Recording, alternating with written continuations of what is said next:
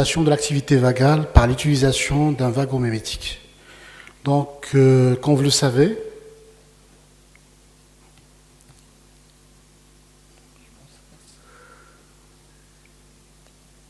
pardon, c'est bon. Donc, comme vous le savez très bien mais ça ne défile pas en fait ici. Très bien. Donc, comme vous le savez, le système nerveux autonome, donc appelé encore le système nerveux végétatif ou encore le système nerveux viscéral, est la partie du système nerveux qui est responsable des fonctions automatiques non soumises au contrôle volontaire. Au niveau cardiovasculaire, le système nerveux autonome est le principal régulateur à court terme de la fréquence cardiaque et de la pression sanguine artérielle à travers ces deux grandes composantes nerveuses, le sympathique et le parasympathique. En effet, le tonus sympathique est un tonus qui est cardio-accélérateur. Ça veut dire qu'il exerce des effets chronotropes, dromotropes et ionotropes positifs sur le cœur. Mais aussi il est vasoconstricteur. Par ailleurs, le tonus parasympathique et les cardio-inhibiteurs ou cardiomodulateurs en diminuant la fréquence cardiaque en agissant principalement sur le cœur. L'atteinte du système nerveux autonome ou dysautonomie correspond à un ensemble d'affections entraînant un dysfonctionnement du système nerveux autonome. Cette dysautonomie peut être la manifestation clinique principale ou s'intègre au sein du symptôme d'une infection bien caractérisée. En fait, l'atteinte du système nerveux autonome peut être diffuse ou portée sur une fonction précise du système nerveux autonome. En effet, les formes de la dysrégulation autonomique se manifestent par des variations anormales, que ce soit de la fréquence cardiaque, ce qui correspond à l'hypertension artérielle ou l'hypotension, que ce soit de décubitus dorsal ou bien orthostatique. Mais aussi, il peut se manifester par des variations anormales de la pression sanguine, de la fréquence cardiaque plutôt, et donc ça correspond à une bradycardie, une tachycardie, que ce soit de décubitus dorsal ou orthostatique. Donc, correspond aussi le POTS ou bien la neuropathie autonome cardiaque chez le diabétique. Parmi les conséquences et les pathologies cardiovasculaires liées à la dysautonomie, il y a l'hypotension orthostatique, la syncope, il y a l'hypertension artérielle de décubitus dorsal, l'hypotension postprandiale, il y a le syndrome de tachycardie posturale idiopathique ou le POS, mais aussi il y a l'insuffisance cardiaque chronique. Parmi les étiologies de la dysautonomie figurent l'âge, les syndromes parkinsoniens, les atrophies multisystématisées, la dysautonomie primitive isolée, il y a aussi la dysautonomie familiale, mais aussi il y a la neuropathie autonomique chez le diabétique et autres étiologies. Le déséquilibre autonomique, en fait, se forme soit d'une hyperactivité sympathique, dans le cas de l'hypertension artérielle, du diabète et de l'insuffisance cardiaque, par exemple. Se forme de déficience sympathique, dans le cas de l'hypotension artérielle, dans la maladie de Parkinson, dans les atrophies multisystématisées ou aussi dans le PAF. Mais aussi, le déséquilibre autonomique pourrait se manifester sous forme d'une hyperactivité vagale, dans le cas de bradycardie, mais aussi sous forme de déficience vagale, dans le cas ou dans la maladie du diabète et de l'insuffisance cardiaque. Ainsi, la correction de ce déséquilibre autonomique se fait par rééquilibrant la balance sympathovagale par l'utilisation d'un vagomimétique bénéfique, par exemple dans le cas de l'insuffisance cardiaque ou dans le diabète. Dans notre étude préliminaire, nous avons utilisé comme vagomimétique la péridostigmine, dont l'objectif est d'augmenter l'activité ou la réponse vagale chez un diabétique de type 2 ayant ou souffrant de neuropathie autonome cardiaque et présentant une déficience vagale avec une hyperactivité sympathique en utilisant les tests autonomie cardiovasculaire qu'on les connus par les tests Dewey. Pour la neuropathie autonome cardiaque, c'est une maladie qui constitue l'anomalie du diabète ou du diabétique. Elle est très fréquente chez les diabétiques de type 2 et les conséquences de dysfonctionnement des fibres du système nerveux autonome. Il correspond à une dysrégulation autonomique à type de déficience vagale d'hyperactivité bêta-sympathique et de déficience alpha-sympathique. La neuropathie autonome cardiaque est l'une des premières causes de morbimortalité cardiovasculaire. La neuropathie autonome cardiaque est bien suspectée en présence d'une tachycardie sinusale au repos, mais aussi elle est bien suspectée en présence d'une hypotension orthostatique lors de l'orthostatisme et à une intolérance à l'effort. Elle est plus souvent associée à une augmentation de l'incidence de l'ischémie asymptomatique, mais aussi à l'infarctus de myocarde et au taux de survie diminué après l'infarctus de myocarde. La péridostigmine est un médicament qui appartient à des familles anticholinésterasiques. Il s'agit d'un parasympathomimétique indirect par son effet inhibiteur de l'acétylcholinestérase. Donc c'est une enzyme qui dégrade l'acétylcholine et évite ainsi la fixation des neurotoxiques organophosphorés sur cette enzyme, ce qui va augmenter et prolonger les effets nicotiniques et muscaréniques de l'acétylcholine au niveau des fibres autonomiques vagales.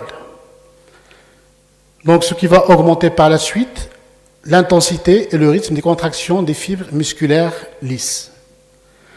La péridostigmine appartient à la classe thérapeutique de la neurologie et de psychiatrie et ce médicament est utilisé dans le cas des constipations, de traitement de l'atonie intestinale, des intoxications par les organophosphorés et dans le cas des myasthénies, surtout sévères. La péridostigmine a une action avec une dose qui varie entre 60 et 120 mg en 2 prises par jour par voie orale, dont le délai d'action est d'environ 2 heures et la durée d'action varie entre 3 et 4 heures. Il s'agit d'une étude prospective qui avait inclus au total 23 patients atteints de diabète de type 2 avec neuropathie autonome cardiaque avec une moyenne âge de 52 ans et avec une prédominance féminine. Ces patients ont été adressés par des médecins spécialistes pour l'exploration de leur système nerveux autonome après suspicion des signes fonctionnels de dysautonomie en faveur de la neuropathie autonome cardiaque. Cette étude préliminaire a inclus 2 groupes à parier, c'est-à-dire que l'exploration du système nerveux autonome a été réalisée dans le même groupe avant et après le traitement avec la péridostigmine. Tout patient atteint de diabète de type 2 présentait des signes fonctionnels de la dysautonomie tels que la tachycardie sinusale, la tachycardie orthostatique, l'hypotension orthostatique, les vertiges, les nausées ou encore les patients non encore traités chez qui la neuropathie autonome cardiaque a été confirmée, ont été inclus dans cette étude. Par ailleurs, les patients qui ont présenté une association diabète-HTA ou toute contre-indication de la molécule ou ceux qui ont présenté une hypersensibilité à la molécule, ou même les femmes enceintes, ont été exclus de cette étude. Ces patients ont subi des tests autonomiques de réactivité cardiovasculaire. Donc, ce sont des tests indirects, non invasifs, qui sont connus sous le nom des tests Dewin. Ces épreuves, selon leur ordre de déroulement, sont les suivantes. Il y a le test de la respiration profonde, ou deep breathing test, qui permet de déterminer, de mesurer la réponse vagale. Cette réponse est dite normale lorsqu'il est proche ou égal à 30%. Le test suivant, c'est le test de contraction isométrique de l'avant-bras, ou hand grip test, qui permet de mesurer la réponse vagale pendant les 5 premières secondes du test, et aussi, elle mesure la réponse alpha-sympathique périphérique. Cette réponse, elle est dite normale lorsqu'il est égal à 10%. Après, nous avons le test de stress mental, ou écho de stress, qui permet de mesurer la réponse alpha et bêta sympathique centrale. Donc cette réponse, toujours normale lorsqu'il est égal à 10%. Et les derniers tests, ce sont les tests orthostatiques. Soit test orthostatique actif, stand-up, soit test orthostatique passif à l'aide d'une table basculante. En général, ce test, il permet de mesurer la réponse vagale en primo-orthostatique. Ça veut dire lors du passage de la position assise ou bien couché à la position debout. Mais aussi, il permet de mesurer la réponse alpha et bêta sympathique périphérique adrénergique pendant le test orthostatique. Cette réponse, que ce soit réponse vagale ou réponse alpha-sympathique périphérique adrénergique, est dite normale lorsqu'il est égal à 10%. Ces tests se réalisent à jeun et après arrêt de tout traitement pendant au moins 48 heures, à l'exception ceux qui sont atteints de diabète. Les données obtenues dans cette étude préliminaire, ont été analysées à l'aide du logiciel SPSS. Et en ce qui concerne les stimulations alpha-sympathiques, seules les valeurs de la pression sanguine artérielle systolique ont été analysées. Les résultats préliminaires de cette étude sont les suivants. Donc, il s'agit d'un groupe qui est normotendu, diabétique, mais avec une tachycardie sinusale maintenue en DD. Les résultats préliminaires de cette étude ont montré qu'il y avait une différence significative de la fréquence cardiaque de base avant et après le traitement avec la péridostigmine. Il y avait une diminution significative de la fréquence cardiaque de base après le traitement. Donc la fréquence cardiaque est revenue vers une valeur normale qui correspond à 72 battements par minute. Par ailleurs, il n'y avait pas une différence significative de la pression sanguine artérielle entre avant et après le traitement avec la péridostigmine. Donc elle était toujours normale. Maintenant, en ce qui concerne les résultats préliminaires relatifs aux réponses réflexes autonomiques cardiovasculaires. Donc, ces résultats ont montré qu'il y avait une différence significative de la réponse vagale obtenue au débreathing. Également, il y avait une différence significative de la réponse bêta centrale sympathique au stress mental, une diminution ou bien une différence significative de la réponse vagale en primo-orthostatique et une différence significative de la réponse bêta-sympathique adrénergique après le traitement avec la péridostigmine.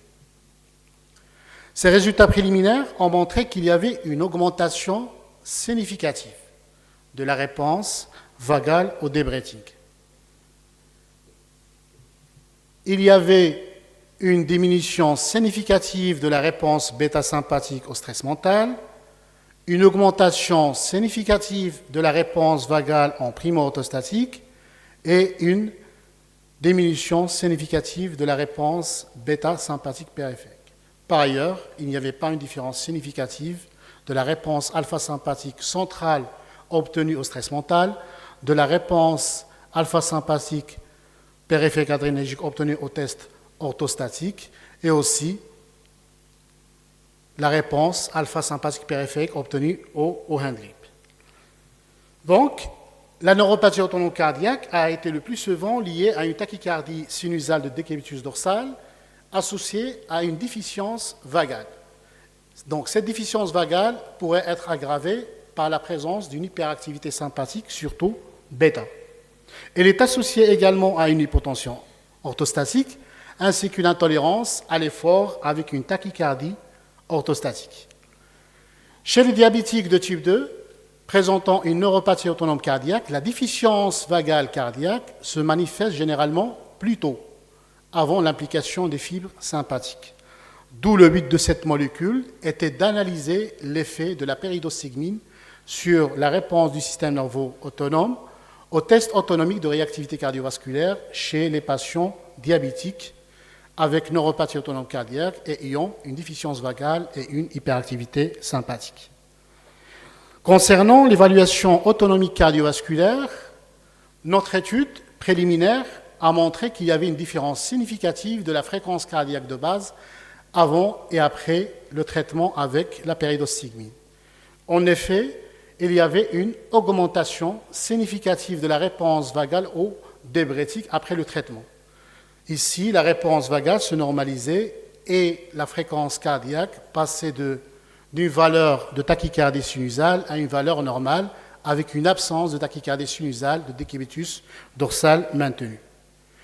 Une étude précédente qui a été réalisée par notre équipe de recherche a montré que la déficience vagale chez les patients diabétiques de type 2 présentant une neuropathie autonome cardiaque était responsable de la tachycardie sinusale, d'où l'effet bénéfique de cette molécule par son action vagomimétique élimine toute déficience parasympathique. Notre étude préliminaire a montré également qu'il y avait une différence significative de la réponse bêta-sympathique centrale, donc il y avait une diminution significative de la réponse bêta-sympathique centrale après le traitement, il y avait une augmentation significative de la réponse vagale en prime orthostatique, et aussi il y avait une diminution significative de la réponse bêta-sympathique périphérique, et qui était responsable de la diminution significative de la fréquence cardiaque en orthostatisme avec une absence de tachycardie orthostatique maintenue. Par ailleurs, il n'y avait pas une différence significative de la réponse alpha-sympathique périphérique au hand grip et de la réponse alpha-sympathique périphérique adrénergique obtenue ou mesurée au test orthostatique avant et après le traitement. Elle restait toujours avec une déficience importante, ça veut dire qu'il y avait toujours une déficience de la réponse alpha-sympathique périphérique avant et après le traitement, qui était responsable de l'hypotension orthostatique maintenue. Notre étude est la première étude à comparer la fonction autonome cardiaque chez les patients atteints de diabète de type 2 avec neuropathie autonome cardiaque, présentant une déficience vagale et une hyperactivité sympathique avant et après le traitement par la péridostigmine. Ceci est bien montré par les tests d'exploration des systèmes nerveux autonomes, à savoir le test de Debreting, le test de hand grip, le test de stress mental et le test orthostatique. D'où l'effet bénéfique en fait de la péridostigmine en augmentant l'activité vagale, mais aussi en diminuant l'activité sympathique bêta élevée plutôt chez ces patients. La limite principale de cette étude préliminaire, c'est le nombre limité de patients. Donc, d'où la nécessité d'élargir la taille de l'échantillon concernant les patients impliqués dans cette étude. Je conclus en disant que l'utilisation de péridostigmine a montré un effet bénéfique en augmentant l'activité et en diminuant l'activité sympathique élevée, évaluant par les tests autonomiques cardiovasculaires DEWIN. La nouvelle prescription pharmacologique réduit donc l'intensité des fonctions essentiellement neurosensorielles et cardiovasculaires, qui est une symptomatologie fonctionnelle subie par le patient. En fait, l'idée de cette étude préliminaire a été brevetée en 2017 et que le brevet d'invention décrit une nouvelle application de la péridostigmine dans le traitement de dysrégulation autonomique de type déficience vagale et plus précisément la tachycardie dysautonomique symptomatique consécutive à une déficience vagale importante. Donc le brevet a été accepté en 2007, que ce soit au niveau national que international. Par ailleurs, plusieurs dépôts de brevets ont été financés par l'Université Mohamed V de Rabat, donc concernant les nouvelles applications dans les dysrégulations autonomiques cardiovasculaires, à savoir le phenobarbital, l'amaproptyline, la venlafaxine, la blodépine et la péridostigmine. Et certains sont en cours. Par ailleurs, il reste la mise en place d'essais cliniques pour avoir l'autorisation de la mise sur le marché. Et merci pour votre attention.